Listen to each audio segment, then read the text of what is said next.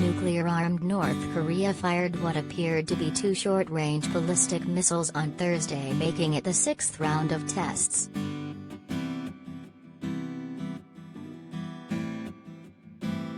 The series of tests is among the most missiles ever launched by North Korea in a month as it begins 2022 with a display of new and operational weapons, according to analysts.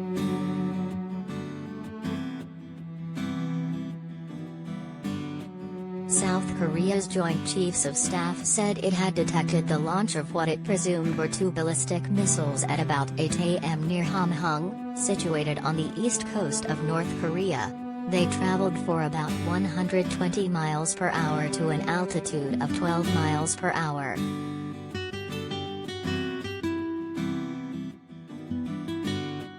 North Korea said this month it would bolster its defenses against the United States and consider resuming all temporarily suspended activities, an apparent reference to a self-imposed moratorium on tests of nuclear weapons and long-range missiles.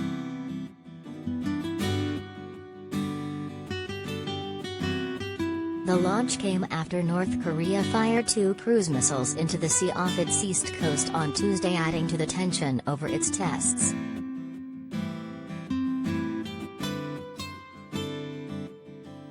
Earlier in the month, North Korea tested tactical guided missiles, two hypersonic missiles capable of high speed and maneuvering after liftoff, and a railway-borne missile system.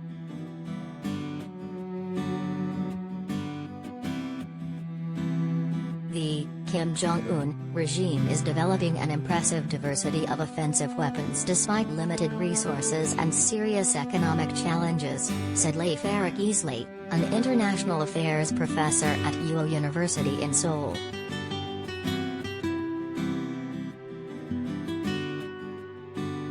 Certain tests aim to develop new capabilities, especially for evading missile defenses, while other launches are intended to demonstrate the readiness and versatility of missile forces that North Korea has already deployed, he said.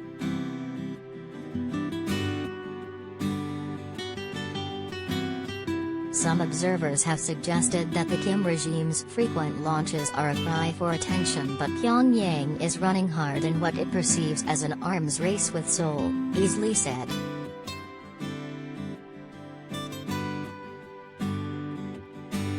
In a speech to the UN-sponsored Conference on Disarmament on Tuesday, North Korea's ambassador to the United Nations in Geneva, Han Tae-song, accused the United States of staging hundreds of joint war drills while shipping high-tech offensive military equipment into South Korea and nuclear strategic weapons into the region.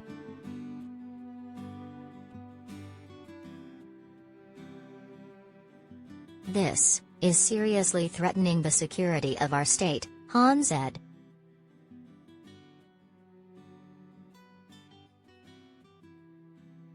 A U.S. State Department spokesperson condemned the launches as a violation of multiple UN Security Council resolutions and a threat to North Korea's neighbors and the international community.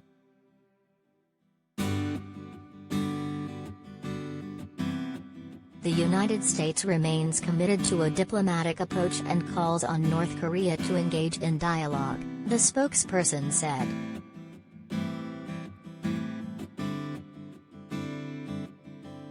As with other recent tests, the U.S. military's Indo-Pacific Command said that the launch was destabilizing but did not pose an immediate threat to U.S. territory or personnel, or to its allies.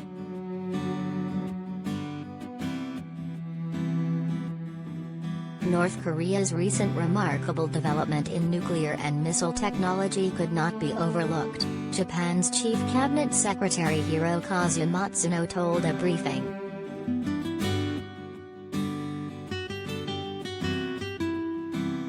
South Korea's National Security Council convened an emergency meeting, at which it said the launches were very regrettable and went against calls for peace and stability in the region, the Presidential Blue House said in a statement.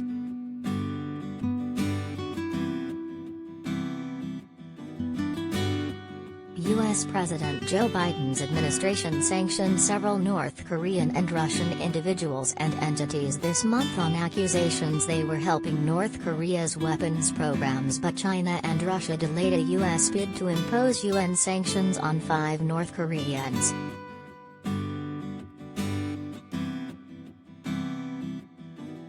On Wednesday, U.S. Deputy Assistant Secretary of State for Japan and Korea Mark Lambert said that Washington had no reservations about talking with North Korea and was willing to meet anywhere and talk about anything.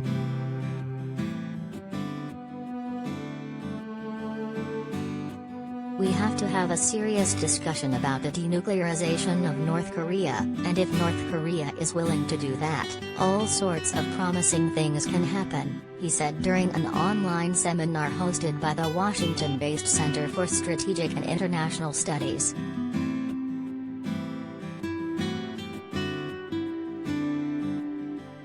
North Korea has defended its missile tests as a sovereign right of self-defense and said U.S. sanctions proved that even as the United States proposes talks, it maintained a hostile policy.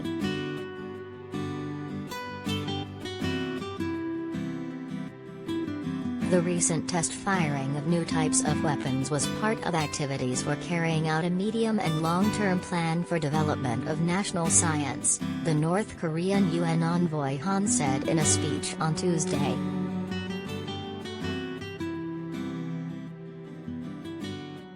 It does not pose any threat or damage to the security of neighboring countries and the region.